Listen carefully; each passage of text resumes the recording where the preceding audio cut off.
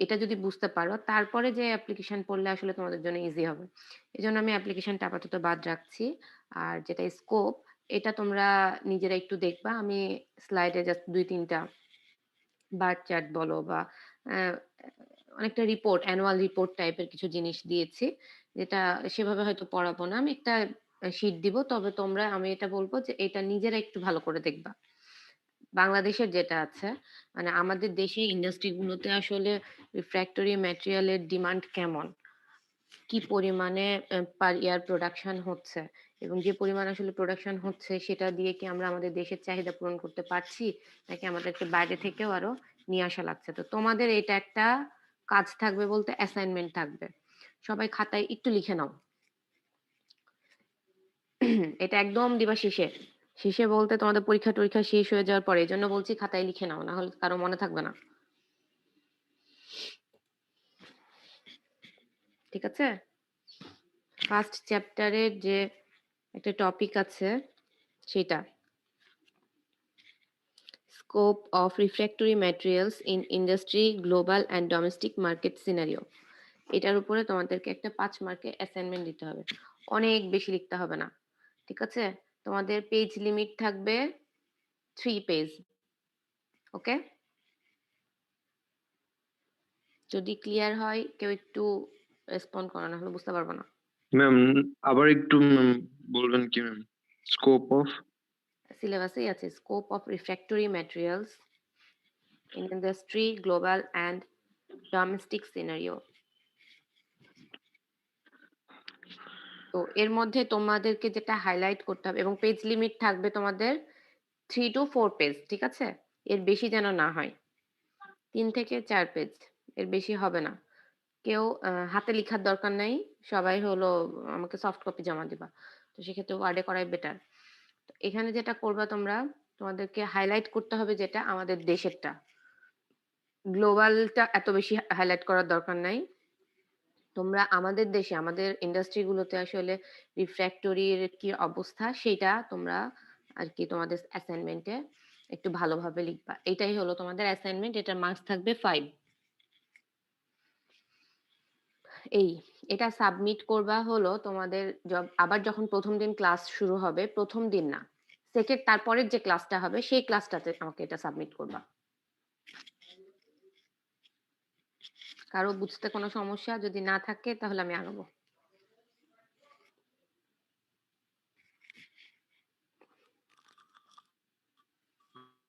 Madam submit কখন তোমার কথা আমি শুনতে পাচ্ছি না, আসলে কেটে কেটে যাচ্ছে। বলেন?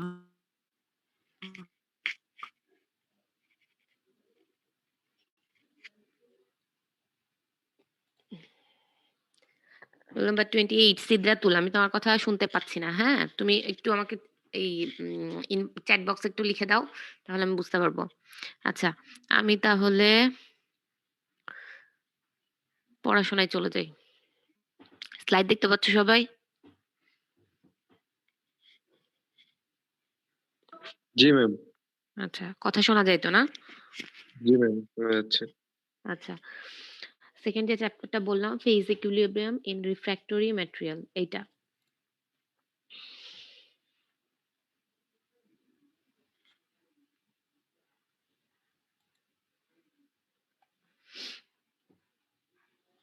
আচ্ছা, তার আগে আমাদেরকে জানতে হবে যে ফেজ ইকুইলিব্রিয়ামটা কি? আমরা যে ফেজ ডায়াগ্রাম গুলা পড়ি, বলি যে হ্যাঁ, এখানে বিভিন্ন ফেজ আছে। আসলে ফেজ জিনিসটা কি বা ফেজ ট্রানজিশন কি, ফেজ ডায়াগ্রাম কি?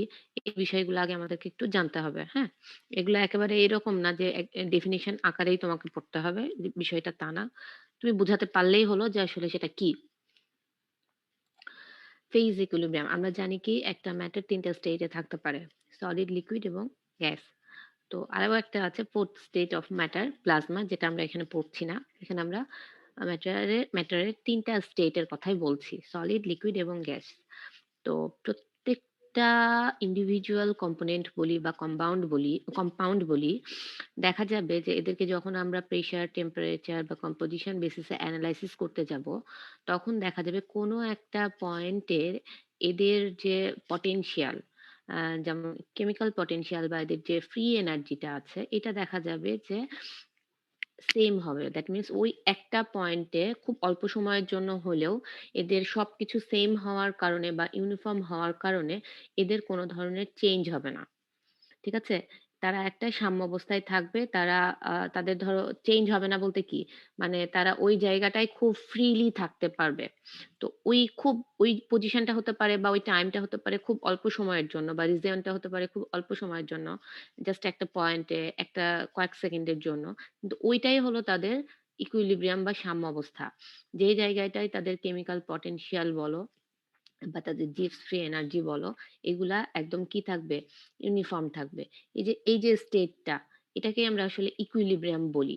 তো ফেজ ইকুইলিব্রিয়াম মানে কি? অর্থাৎ সলিড, লিকুইড এবং গ্যাস এই ৩ টা ফেজ একটা পয়েন্টে থাকবে, ইকুইলিব্রিয়ামে থাকবে। এইটাই আরকি আমাদের ফেজ ইকুইলিব্রিয়াম। তো আসলে ফেজটা কি? ফেজ মানে এই যে সলিড, লিকুইড বা গ্যাস বলছি না, এইটাই একেকটা আমার ফেজ। যে অবস্থায় ওই সিস্টেমের যে কেমিক্যাল বা ফিজিক্যাল যে প্রপার্টিটা আছে, ওই রিজিয়নটার জন্য ইউনিফর্ম থাকবে। ঠিক আছে? তার মানে কি? যে একটা জায়গায় আমি বলছি যে লিকুইড অবস্থায় আছে, লিকুইডটাই একটা ফেজ। দ্যাট মিনস ধরো কোনো একটা ম্যাটেরিয়াল বা একটা কম্পাউন্ড ১৫০০ থেকে ১৬০০ ডিগ্রি সেন্টিগ্রেড টেম্পারেচারের মধ্যে সে লিকুইড অবস্থায় থাকে। তার মানে ১৫০০ এর উপরে এবং ১৬০০ র নিচে এই জায়গাটায় মোটামুটি বলা যায় তাদের পটেনশিয়ালটা সেম বলেই কিন্তু তারা লিকুইড অবস্থায় আছে। হ্যাঁ, একটা জিনিস হতে পারে যে লিকুইড অবস্থায় এদের মধ্যে যে অ্যাটম বা আয়ন গুলা আছে তাদের যে ভাইব্রেশন বা তাদের যে ভাইব্রেশনাল এনার্জি বা তাদের যে কি বলবো আমরা জানি টেম্পারেচার বাড়ার সাথে সাথে তাদের এনার্জি যেটা আছে সেটা বেড়ে যায়, তারা এক্সাইটেড হয়ে যায়, ভাইব্রেশন করতে থাকে। তো এই যে নিজের অবস্থায় থেকে যে ভাইব্রেট করার যে ক্যাপাবিলিটি এটা হয়তো কম বেশি হচ্ছে এবং এটার উপরে তাদের এনার্জি কম বেশি হচ্ছে, বাট তাদের ফিজিক্যাল বা কেমিক্যাল যে পটেনশিয়ালটি খুব একটা তারতম্য হয় না। এই অংশটুকুটাকেই আমরা বলছি একেকটা যেই রিজিয়নটার মধ্যে এরা ওই যে কমপ্লিট লিকুইড অবস্থায় থাকে বা কমপ্লিট সলিড অবস্থায় থাকে বা কমপ্লিট গ্যাসিয়াস ফেজে থাকে, তাদেরকেই আমরা বলছি আসলে ফেজ। আর এই ফেজ ট্রানজিশন এটা খুব ইজি, বুঝতেই পারছো যে সলিড থেকে লিকুইডে গেল, দ্যাট মিনস একটা স্টেট থেকে আরেকটা স্টেটে যখন ম্যাটারটা ট্রান্সফর্ম করছে তখনই আমি তাকে বলবো ফেজ ট্রানজিশন। এগুলো তোমরা আগে সবই পড়ে আসছো, জাস্ট একটু মেমোরাইজ করায় দেওয়া। তো এখানে কারো কোনো সমস্যা আছে?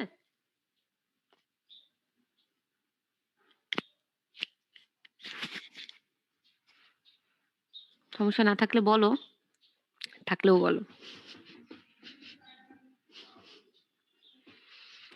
আমার কথা কি শুনতে পাও? হ্যালো? জি ম্যাডাম, শোনা যাচ্ছে। কেউ রেসপন্ড করো না কেন যে আসলে শুনতে পাচ্ছ কিনা? আচ্ছা, সাবমিট ডেটটা আরেকবার একটু বলবেন। সাবমিট ডেট হবে তোমাদের এক্সাম শেষ হওয়ার পরে ফার্স্ট যেদিন ক্লাস খুলবে। ক্লাস খোলার ডেট তোমাদের কত ছিল যেন? ৬ তারিখ থেকে বন্ধ, ৭ তারিখ সম্ভবত নাকি? ম্যাম ৭ তারিখেরই পরীক্ষা। ৭ তারিখে পরীক্ষা। জি। ক্লাস খোলার ডেট ছিল কবে? ক্লাস খোলার তো ডেট বলেনি এখনো।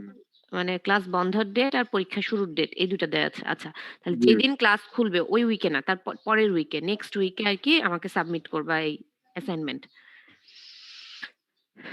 আচ্ছা। ম্যাম ক্লাস তো ঈদের পরে মনে হয় খুলবে ম্যাম একবারে। হ্যাঁ, তো তারপরেই তো ঈদের পরেই তো খুলবে। তখনই দিবা। জি ম্যাম। হুম। আচ্ছা, মানে আচ্ছা। ম্যাম যে যখনই খুলুক তার ১ উইক টাইম থাকবে আরকি আমাদের। হ্যাঁ, ১ উইক টাইম থাকবে। যেন এটা না বলো যে ম্যাডাম মনে ছিল না এই সেই হ্যান-ত্যান, এগুলো যেন না হয়। এজন্য ১ উইক সময় দিচ্ছি। ছুটি-ছাটা যা দরকার সব নিজের মতো মজা-টজা করে নিয়ে ১ সপ্তাহ সময় থাকবে। অ্যাসাইনমেন্টটা করবা, জমা দিবা। এই। ঠিক আছে? আচ্ছা, আমি একটু তাড়াতাড়ি আগাবো, হ্যাঁ?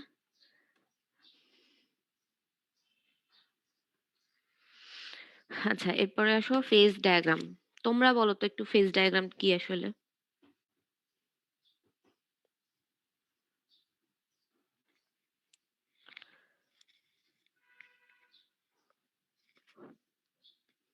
বলবা না কেউ? ম্যাডাম, একটা ম্যাটেরিয়াল এর বিভিন্ন যে ফেজ থাকে, কখন কোন টেম্পারেচারে সলিড ফেজ, কোন টেম্পারেচারে লিকুইড ফেজ, এটা যে গ্রাফিক্যাল যে একটা রিপ্রেজেন্টেশন, ওটাই ম্যাডাম ফেজ ডায়াগ্রাম। হুম। এটাই লেখা আছে। আচ্ছা শোনো, আমরা যে ধরো বিভিন্ন ম্যাটেরিয়াল নিয়ে কাজ করি, তো আমরা বিভিন্ন টেম্পারেচারে কাজ করি এবং অনেক সময় দেখা যায় শুধু একটা সিঙ্গেল ম্যাটেরিয়াল নিয়ে কাজ করি না, একাধিক ম্যাটেরিয়াল নিয়ে একসাথে কাজ করি।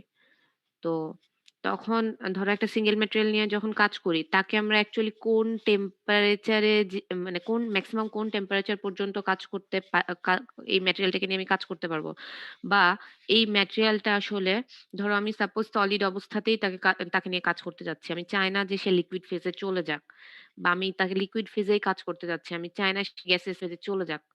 এই যে বিষয়গুলো আছে, অ্যাকচুয়ালি আমি তাকে মানে কোন একটা ম্যাটেরিয়ালকে নিয়ে যখন কাজ করব, কোন ফেজে কাজ করব, এটা জানার জন্য আমার ফেজ ডায়াগ্রাম যেটা আছে এটা সবচেয়ে বেশি জরুরি।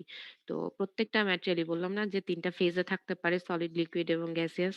তো এই যে কোন টেম্পারেচারে বা কোন প্রেসারে বা কম্পোজিশন ভ্যারি করার সাথে, সাথে আসলে তাদের যে বিভিন্ন ফেজ গুলো আছে কিভাবে চেঞ্জ হয়, অর্থাৎ একটা সিস্টেমের যত রকমের চেঞ্জ আছে, এটাকে আমি গ্রাফিক্যালি যদি রিপ্রেজেন্ট করি তাহলেই সেটাকে আমরা বলবো ফেজ ডায়াগ্রাম। তো এটা আমাদের সবচেয়ে বেশি দরকার হয় যখন আমরা তাদেরকে নিয়ে কাজ করি। সেটা হতে পারে একটা সিঙ্গেল ম্যাটেরিয়াল নিয়ে, আবার হতে পারে সেটা আলাদা কোনো ম্যাটেরিয়াল নিয়ে। তো যখন আমরা আলাদা ম্যাটেরিয়াল নিয়ে কাজ করি, তখন ওই কম্পোজিশনের মধ্যে মেজর যে ইনগ্রিডিয়েন্ট থাকে, ওই মেজর যে ইনগ্রিডিয়েন্ট ২ টা ধরো থাকে বা ৩ টা থাকে, তারা আসলে কিভাবে চেঞ্জ হয় কম্পোজিশনের সাথে, কম্পোজিশন চেঞ্জ করলে টেম্পারেচারের সাথে, সাথে বা প্রেশারের সাথে, সাথে এই বিষয়গুলো আরকি আমরা আগে ফেজ ডায়াগ্রাম থেকে দেখে নিই। আমরা যখন দেখে নিব, তখন আমি জানি যে হ্যাঁ, এর লিমিটের বাইরে আমি তাকে নিয়ে কাজ করতে পারব না। আবার এই লিমিটের নিচে আমি তাকে নিয়ে কাজ করতে পারব না।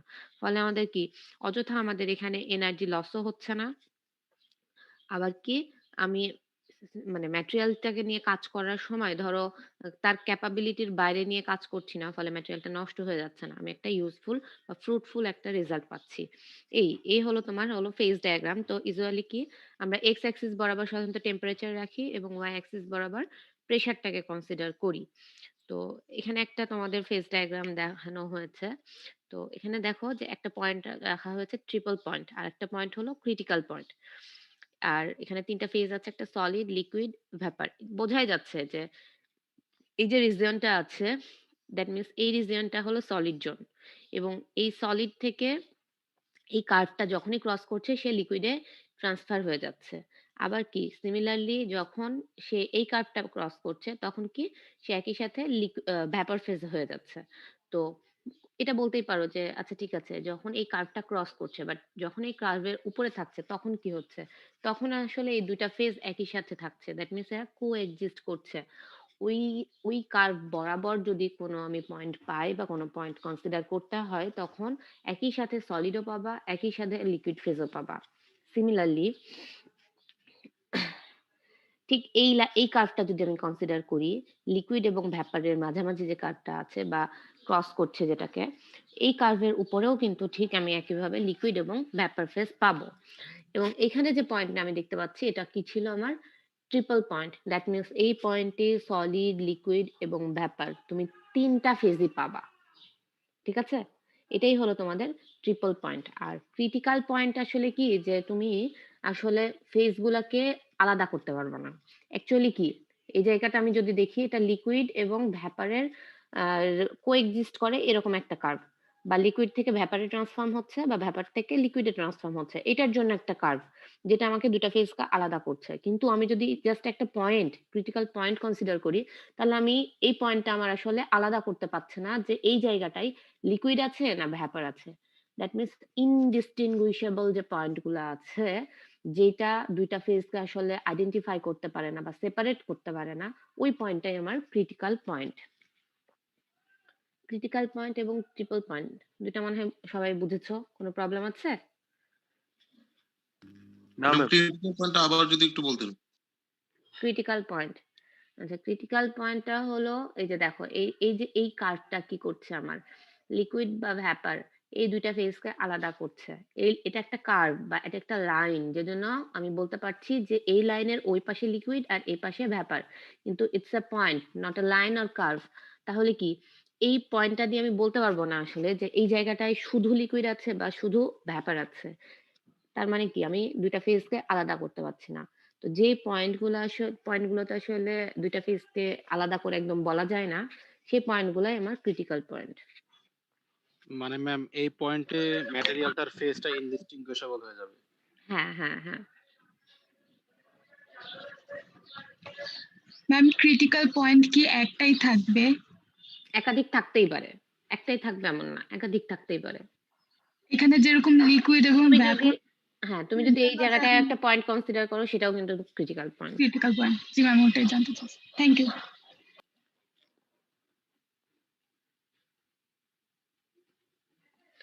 আচ্ছা, এটাই এখানে বলা হয়েছে ট্রিপল পয়েন্ট, ক্রিটিক্যাল পয়েন্ট।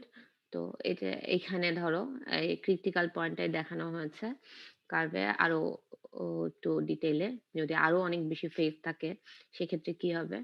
তো এখানে আরো ৩টা টার্ম আছে। একটা ফিউশন বা melting curve, vaporisation curve, sublimation curve. এটা তোমরা বুঝতে পারবা, অলরেডি বুঝে গেছো। সলিড থেকে সরাসরি যদি সলিড এবং ভ্যাপারের মধ্যে যে কার্ভটা আছে, দ্যাট মিন্স এই কার্ভটা, এটা হলো আমার কি সাবলিমেশন কার্ভ। সিমিলারলি সলিড এবং লিকুইডের মধ্যে যে কার্ভটা আমি দেখতে পাচ্ছি, যেটা এই দুইটা ফেজকে আলাদা করছে, এই কার্ভটা আমার হলো মেল্টিং কার্ভ বা ফিউশন কার্ভ। আর এই লিকুইড এবং ভ্যাপরের মাঝে যে কার্ভটা আমি পাচ্ছি, এখান থেকে লিকুইড থেকে ভ্যাপরে ফেজ ট্রানজিশন হচ্ছে, সেটা হলো আমার ভ্যাপোরাইজেশন কার্ভ। এগুলো তোমরা জাস্ট একবার করে রিডিং পড়লেই বুঝতে পারবা, এখানে জটিল কিছুই নাই। এই তারপরে আসো বাইনারি এবং টার্নারি ফেজ ডায়াগ্রাম। এটা আসলে একটা 2 কম্পোনেন্ট সিস্টেম, একটা হলো 3 কম্পোনেন্ট সিস্টেম। আর একটু সিম্পল 2 কম্পোনেন্ট সিস্টেমের জন্য একটু আসলে জটিল ছবি দেওয়া হয়ে গেছে। তো যাই হোক, তো 2 কম্পোনেন্ট সিস্টেম এবং আরেকটা হলো 3 কম্পোনেন্ট সিস্টেম। তো এখানে কি 2 কম্পোনেন্ট সিস্টেমে অবশ্যই বুঝতেই পারছো যে এখানে হলো 2টা ম্যাটেরিয়াল থাকবে এবং এখানে প্যারামিটার থাকবে তোমার 2টা। দ্যাট মিন্স সেখানে হতে পারে তোমার টেম্পারেচার, প্রেসার বা টেম্পারেচার কম্পোজিশন, অর্থাৎ এক্স অ্যাক্সিস এবং ওয়াই অ্যাক্সিস এর 2টা তোমার প্যারামিটারের উপর বেস করে তোমার 2টা কম্পোনেন্ট কিভাবে চেঞ্জ হচ্ছে সেটা আমরা দেখব। কিন্তু টার্নারি ফেজ ডায়াগ্রামে দেখা যাবে যে তোমার এখানে প্যারামিটার 3টা থাকবে। একটা প্যারামিটার ফিক্সড থাকবে এবং আর 2টা প্যারামিটার যেটা আছে সেটা হলো ভ্যারিয়েবল থাকবে। আমি জানি না তোমরা আসলে কোয়ার্টস এর কোনো টার্নারি সিস্টেম পড়ে আসছো কিনা, পড়ে আসার কথা, অ্যাটলিস্ট দেখেছো। তো ওইটা ছিল হলো তোমাদের টার্নারি একটা ফেজ ডায়াগ্রাম। আমি এখানে জাস্ট কোনটা বাইনারি এবং কোনটা টার্নারি ফেজ ডায়াগ্রাম এটা একটু দেখানোর জন্য আর কি এখানে 2টা ছবি দিয়েছি। সময় থাকলে ডিটেইলে পড়াবো, আর না একটু ডিটেইলে পড়াতে হবে, না হলে মুশকিল হয়ে যাবে। তো তোমরা বাইনারি এবং টার্নারি ফেজ ডায়াগ্রাম নিয়ে নিজেরা একটু বাসায় দেখবা, পার্থক্য কি সেগুলো পড়বা। আমি যেগুলো বলছি পড়তে, এগুলো একটু খাতায় কিন্তু লিখবা, ঠিক আছে? ক্লাসে যেমন লিখতা এখানেও একটু লিখে নিবা। এই তারপরে আসো ফেজ ডায়াগ্রাম যেটা আছে, আমার কেমিস্ট্রিতে তোমরা পড়েছিলে না? Completely soluble, completely insoluble, partially soluble phase diagram বা কম্পোনেন্টের ক্ষেত্রে মনে আছে কারো?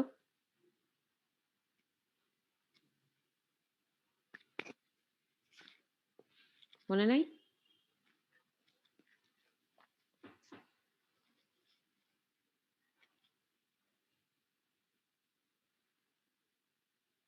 আচ্ছা, এটা কমপ্লিটলি সলিবল বা ইনসলিবল যেটাই পড়ি না কেন আমরা, এটা একটা বাইনারি সিস্টেম।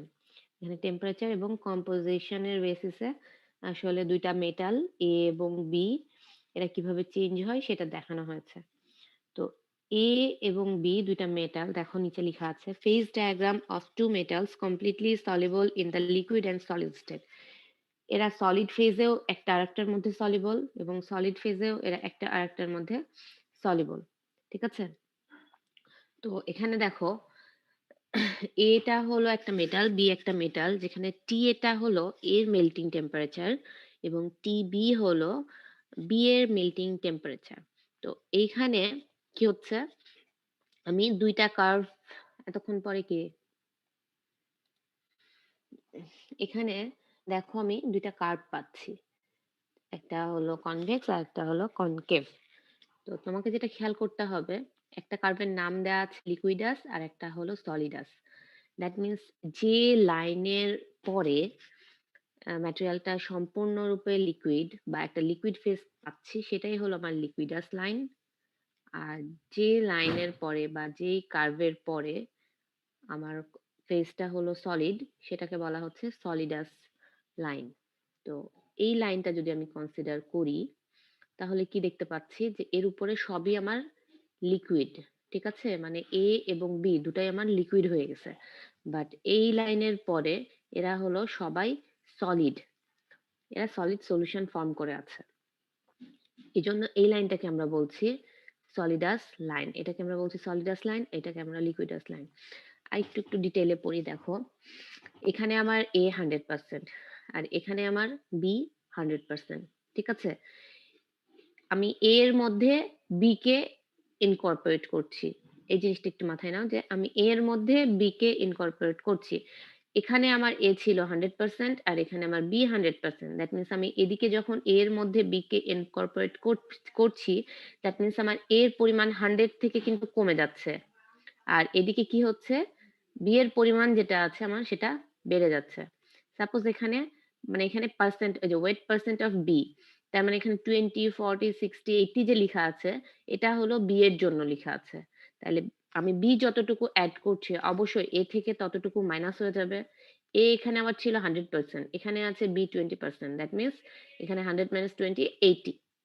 সিমিলারলি এখানে কত 40 আছে, তার মানে এখানে এ আছে তোমার 60 এবং একটা পয়েন্ট এই মিডিলে আছে কি এ আর বি দুটাই 50-50।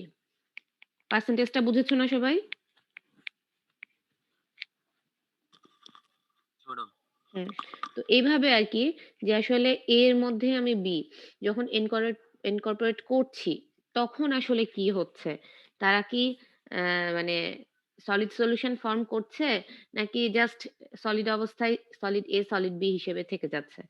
যদি তারা সলিড অবস্থায়ও সলিড সলিউশন ফর্ম করে, অর্থাৎ একটা আরেকটার মধ্যে সলিবল হয়ে যায়, এবং লিকুইড অবস্থায়ও যদি, অবশ্যই লিকুইড অবস্থায় তো সলিবল হচ্ছেই, এটা আমি ধরেই নিলাম, দ্যাট মিনস এটা একটা কমপ্লিটলি সলিবল। তোমাদের মনে আছে কিনা, আমি তো তোমাদেরকে ক্রিস্টালোগ্রাফি পড়াইছি, ওইখানে সলিড সলিউশন পড়াইছিলাম, একটা ইন্টারস্টিশিয়াল আর একটা হলো সাবস্টিটিউশনাল। তো ইন্টারস্টিশিয়াল যেটা ছিল সেটা কেমন ছিল, যে অ্যাটম গুলা বা আয়ন দ্বারা যে গ্যাপটা তৈরি হচ্ছে, অর্থাৎ ইন্টারস্টিশিয়াল সাইড গুলা ফিল আপ করেছিল কোনটা, যদি আমি এ দিয়ে মনে করি যে এখানে আমার কি বলবো কোর যে সলিউশনটা আছে সেটার মধ্যে, তাহলে ওই বিটা আমার ইন্টারস্টিশিয়াল সাইড গুলাতে যে বসবে, আর না হয় কি হবে সাবস্টিটিউশনাল যেটা আছে এ কে সরাই বি যে ওখানে কি করবে জায়গা দখল করে নিবে। রিপ্লেস এভাবে হলো তোমার সলিড সলিউশন গুলা ছিল, ওখানে একটা রুলও ছিল হিউম রোথারি, যে আসলে কোন কোন ক্ষেত্রে সলিড সলিউশন ফর্ম করবে বা ফর্ম করবে না। এই মনে আছে তো সবাই একটু না, এইসব ভুলে গেছি? মনে আছে। মনে আছে, মনে থাকলেই ভালো, কারণ মনে না থাকলে তখন মনে হবে যে কিভাবে এখানে আমি দিলাম আর এখানে কিভাবে সলিড সলিউশন ফর্ম করছে, এভাবে আসলে সলিড সলিউশন ফর্ম করছে। তো তো এখানে এটাই আর কি, যে ধরো আমি আমি যদি উল্টা দিক থেকে আসি, যে এ পয়েন্ট থেকে টি এ মানে এর মেল্টিং টেম্পারেচার থেকে আমি ধীরে ধীরে কি করছি কুল করছি, কুল যখন করছি তখন এ অবস্থায় আমার সব এই জোনটা আমার লিকুইড, লিকুইডে এই পয়েন্টে যদি আমি একটু আসি তো দেখা যাবে কি কুল করছি, দ্যাট মিনস ঠান্ডা হচ্ছে, ক্রিস্টাল ফর্ম করছে বা সলিড ফর্ম করছে। তো যখন সে সলিড ফর্ম করবে একই সাথে কিন্তু কি তুমি কি করে বুঝবা যে আসলে ওই জোনটাতে তোমার লিকুইড আছে না সলিড আছে, এটার একটা বুদ্ধি হলো তোমাকে ট্যানজেন্ট টানতে হবে, ঠিক আছে। তুমি চাচ্ছ এই জোনে কি আছে, এই জোন বরাবর তুমি একটা হরাইজন্টাল লাইন টানবা, হরাইজন্টাল লাইন টানবা, যেই দুইটা লাইনকে আসলে কাট করবে ওই দুইটা লাইন যে ফর্মে আছে এখানে ঠিক সেই ফেজটাই থাকবে। তো এখানে যদি তুমি একটা লাইন ড্র করো তাহলে এই লাইনকে কাট করবে যেটা কি লিকুইডের লাইন, আবার কি এখানে একটা লাইনকে কাট করবে যেটা সলিডের লাইন, দ্যাট মিনস এখানে তোমার সলিড এবং লিকুইড দুইটা অবস্থাতেই আছে। তো এই এই যে লাইনটা এটা আসলে ইন্টারমেটালিক কম্পাউন্ড, দ্যাট মিনস এই লাইন বরাবর তোমার কম্পোজিশন কি সেম। তো এখানে একটা তাহলে ইন্টারমেটালিক কম্পাউন্ড ফর্ম করেছে। এখন T1 আর T2 দুটা টেম্পারেচার পাচ্ছি আমি, তো অবশ্যই T1 এ আমার লিকুইডের পরিমাণ বেশি থাকবে দেন T2, তাই কি না? কারণ আমি আরো একটু কুল করছি, এখানে আরো কিছু সলিড নিউক্লিয়াস বা সলিড ফর্ম করে যাবে, ফলে T2 পয়েন্টে এসে দেখা যাবে যে এখানে তোমার লিকুইডের পরিমাণ অলমোস্ট নাই হয়ে যাবে, এবং যখনই এই লাইনটা কাট করে যাবে তখন এরা কি কমপ্লিটলি সলিড ফর্মে চলে আসবে। এভাবেই আসলে চেঞ্জ গুলা হবে। এই সলিবিলিটির বিষয়টা এই জন্যই বলছি যে তোমাদেরকে যতগুলা ফেজ ডায়াগ্রাম পড়তে হবে প্রত্যেকটার ক্ষেত্রে কোনটা আসলে কমপ্লিটলি সলিবল, কোনটা ইনকমপ্লিট সলিবল, কোনটা পার্শিয়ালি সলিবল এগুলা জানতে হবে। তো ম্যাক্সিমাম ক্ষেত্রে যেগুলো আসবে দেখা দেখা যাবে যে তোমার পার্শিয়াল সলিবিলিটি আসবে এবং সবচেয়ে সিম্পল হলো কমপ্লিটলি সলিবল যেসব ডায়াগ্রাম গুলো আছে সেগুলা। তোমাদেরকে পড়তে হবে বেশি পার্শিয়ালি সলিবল যেগুলো আছে সেগুলা। এই এটা তো মোটামুটি বোঝা গেছে নাকি? ম্যাডাম আমার নেট প্রবলেম হচ্ছিল, লাস্ট কথাগুলো শুনিনি। এই T1 পয়েন্টটা তাহলে ম্যাডাম মানে কোন ফেজ আছে শুধু? T1 পয়েন্ট যেটা আছে, তো এই জাস্ট T1 পয়েন্টটা যদি চিন্তা করো, এখানে যখনই তুমি এই লাইনটা কাট করে গেছো, দ্যাট মিন্স তুমি সলিড এবং লিকুইড দুইটা ফেজ একই সাথে পাচ্ছ। ঠিক আছে? তবে এই T1 পয়েন্টে লিকুইডের পরিমাণই বেশি, খুব কম সলিড আছে, কারণ এখানে জাস্ট নিউক্লিয়াস তৈরি হবে। ঠিক আছে? তাদের কোনো গ্রোথ হবে না। এখানে সলিড এবং লিকুইড দুটাই থাকবে, কিন্তু লিকুইডের পরিমাণটাই বেশি, সলিডের পরিমাণ কম। বাট T2 পয়েন্ট যেটা আছে, এটা সলিডাস লাইনের উপরেই না, দেখো খুব অল্প একটু রিজিয়ন তোমার মানে ওই কার্ভের ভেতরে গেছে, ম্যাক্সিমামটাই হলো তোমার এই পয়েন্টের উপরে আছে, কার্ভের উপরে আছে। দ্যাট মিন্স এখানে হলো তোমার সলিডের পরিমাণ বেশি দেন T1 পয়েন্টের চাইতে, এবং লিকুইডের পরিমাণ কম, এবং জাস্ট লাইনটা কাট করলেই দেখা যাবে যে এখানে সবগুলাই তোমার সলিড ফর্ম করে যাবে, এখানে কোনো আর লিকুইড ফেজ থাকবে না। এগুলো যখন পরবর্তীতে ওই ডায়াগ্রাম গুলো দেখাবো না, তখন আরো বেশি ক্লিয়ার হয়ে যাবে। আগালাম তাহলে। আচ্ছা, এটা হলো binary eutectic phase diagram showing no solid solution. ঠিক আছে? লিকুইড অবস্থায় একটা আরেকটার মধ্যে সলিবল থাকবে, বাট সলিড যখন ফর্ম করে যাবে তখন এরা সলিড সলিউশন ফর্ম করবে না, এরা সলিড এ এবং সলিড বি হিসেবেই থাকবে। দ্যাট মিন্স এটা একটা পয়েন্ট, এই অবস্থায় কি সবাই লিকুইড। এখন আমি কি বললাম যে এই কিভাবে তুমি বুঝবে আসলে এখানে কোন কোন পয়েন্ট আছে, কোন কোন ফেজ প্রেজেন্ট আছে, এটা বোঝার সবচেয়ে ভালো উপায় হলো তোমাকে কি করতে হবে, একটা হরাইজন্টাল লাইন টানতে হবে বা ট্যানজেন্ট টানতে হবে। যখন তুমি এই এখানে কাট করবা তখন কি এই লাইনটা আমরা কি জানি, এটা বি এর জন্য না, এটা বি এর কম্পোজিশন কিনা, আর এটা হলো এ এর কম্পোজিশন কিনা। এই লাইন বরাবর সবাই এ 100%, আর এই পয়েন্ট বরাবর বা এই লাইন বরাবর বি 100%। তো আমি যদি এখানে একটা হরিজন্টাল লাইন টাচ করি, এটা কি এই লাইনের পরে এটা সবাই লিকুইড, দ্যাট মিন্স এটা লিকুইড লাইন, আর এটা হলো বি এর জন্য লাইন। তাহলে এখানে লিকুইড এবং বি যেটা আছে মেটাল, এরা একসাথে অবস্থান করছে। সিমিলারলি এখানে কি লিকুইড এবং এ একসাথে অবস্থান করছে। আর এই যে পয়েন্টটা দেখছো, এটা একটা ইউটেকটিক পয়েন্ট, যেখানে কি হচ্ছে লিকুইড থেকে তোমার সলিড তৈরি হচ্ছে। তো এই যে পয়েন্টটা, এটাই হলো তোমার, এই যে পয়েন্টটা সেটা হলো তোমার ইউটেকটিক পয়েন্ট, এবং এই যে এখান বরাবর দেখো একটা ডটেড লাইন দেওয়া আছে, এটার এখানে কি, তার মানে এখানে তোমার এখানে এ এবং বি থাকবে, বাট এরা ইন্ডিভিজুয়ালি থাকবে, এখানে কোনো সলিড সলিউশন ফর্ম করে থাকবে না। এই জন্য এদেরকে বলা হচ্ছে ইনসলিবল। একটু ভুল হয়েছে, একটু কারেকশন হবে।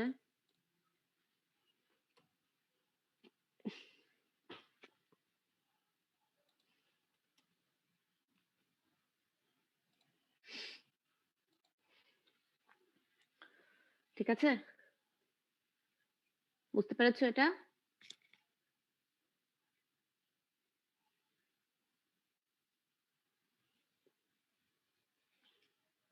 যদি কোনো প্রবলেম না থাকে তাহলে আগাবো।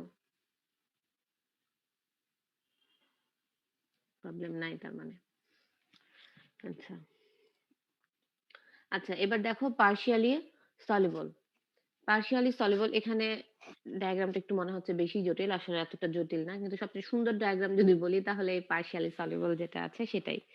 তো এখানে দেখো যে পার্শিয়ালি সলিবল বলার কারণ কি, অবশ্যই বোঝা যাচ্ছে পার্শিয়ালি সলিবল বলতে কি, ওইখানে আমি কমপ্লিটলি সলিবল বলেছি মানে যতটুকু আমার এ ছিল এবং যতটুকু আমার বি ছিল, এরা যখন সলিড হয়ে গেছে সম্পূর্ণটাই সলিড সলিউশন ফর্ম করেছিল, তাই কি না?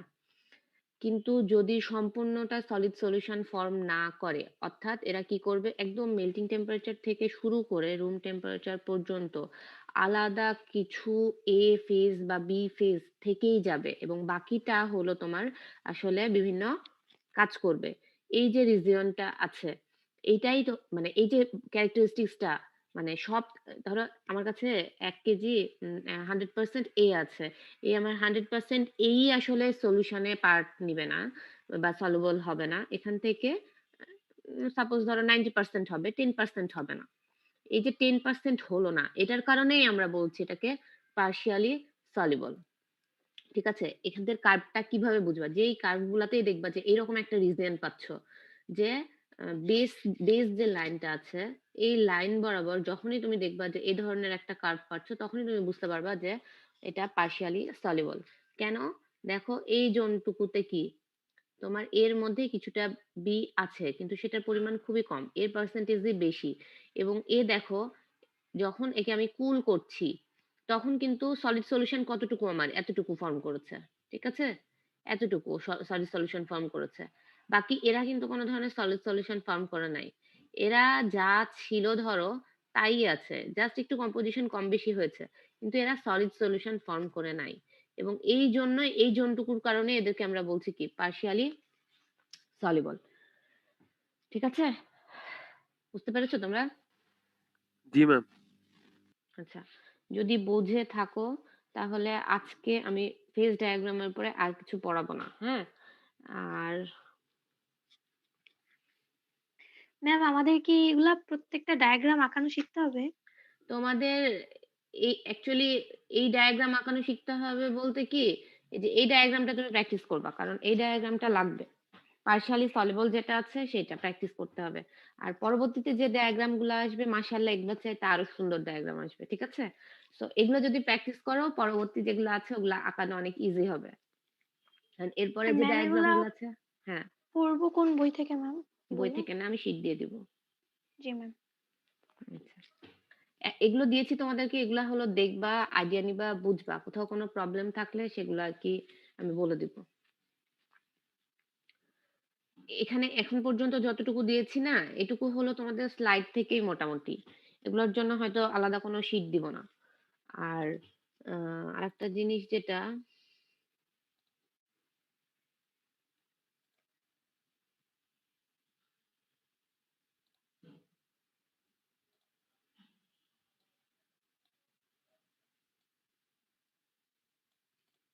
আচ্ছা, scope of refractory materials in industry global domestic market scenario, এইটার উপরে থাকবে হলো তোমাদের অ্যাসাইনমেন্ট।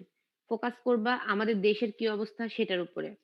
আর এখানে হলো কয়েকটা আমি স্লাইড দিয়েছি, এটা হলো ইউরোপে আসলে রিফ্র্যাক্টরি গুলা সামনের দিকে মানে 2027 পর্যন্ত আসলে 20 থেকে 27 পর্যন্ত ওরা একটা ডাটাবেস তৈরি করেছে যেটা কেমন হবে বিভিন্ন দেশের সেইটার উপর বেস করে। এখানে জার্মানি, ইউকে, ফ্রান্স, বেলজিয়াম এই কান্ট্রি গুলাতে আসলে রিফ্র্যাক্টরির যে প্রোডাকশন এবং মার্কেট ডিমান্ড যেটা আছে সেইটা নিয়ে একটা আর কি তোমার বার চার্ট মতো তৈরি করা আছে।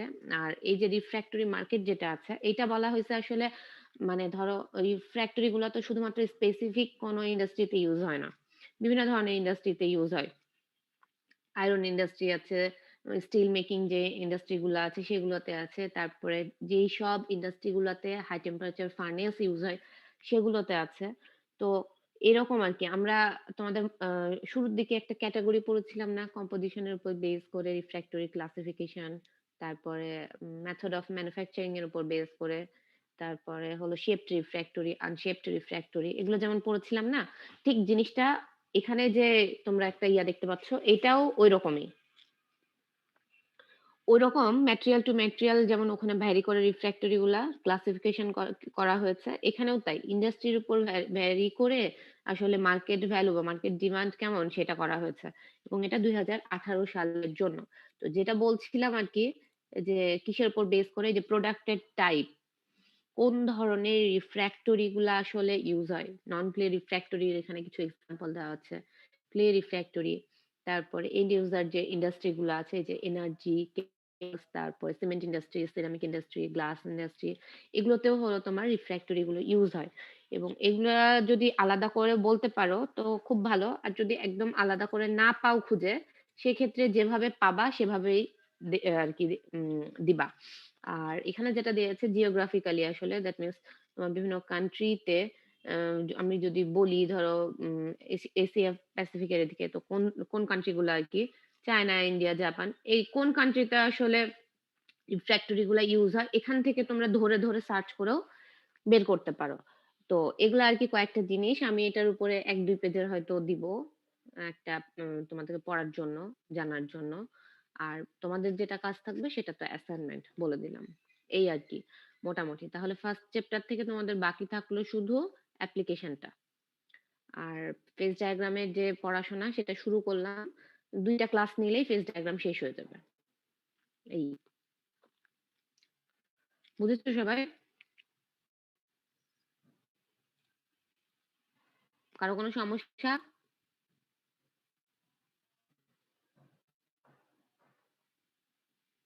সমস্যা নাই? আচ্ছা। যদি সমস্যা না থাকে তাহলে এখন সবাই রোল নাম্বারটা দিয়ে দাও।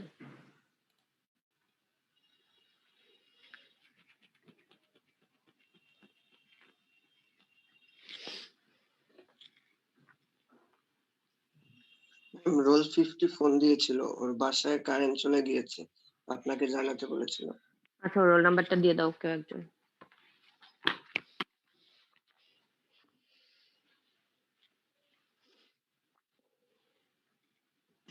আসসালামু আলাইকুম ম্যাম। ম্যাম আমি পরে জয়েন করছি আবার। 64? জি ম্যাম। আচ্ছা।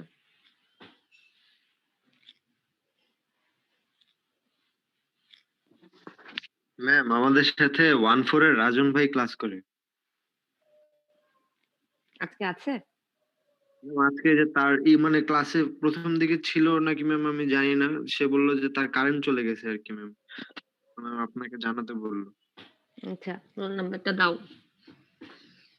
জি ম্যাম।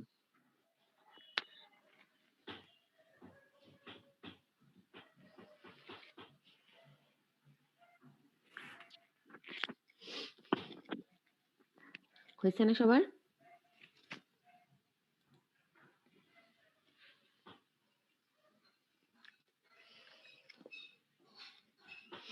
ওকে, ঠিক আছে। আমি তাহলে স্লাইডটা দিয়ে দিব সিআর এর কাছে, সবাই নিয়ে নিও।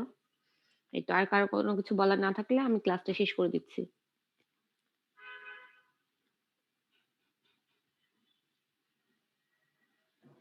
আচ্ছা, সবাই ভালো থেকো। ক্লাস শেষ করে দিলাম। জি ম্যাম। আসসালামু আলাইকুম। ওয়ালাইকুম আসসালাম। আজকে যদি লাস্ট ক্লাস হয় ভালো মতো পরীক্ষা দিও। জি ম্যাম, দোয়া করবেন ম্যাম। ইনশাআল্লাহ। আচ্ছা, আল্লাহ হাফেজ। আসসালাম। আসসালামু আলাইকুম ম্যাম। ওয়ালাইকুম আসসালাম।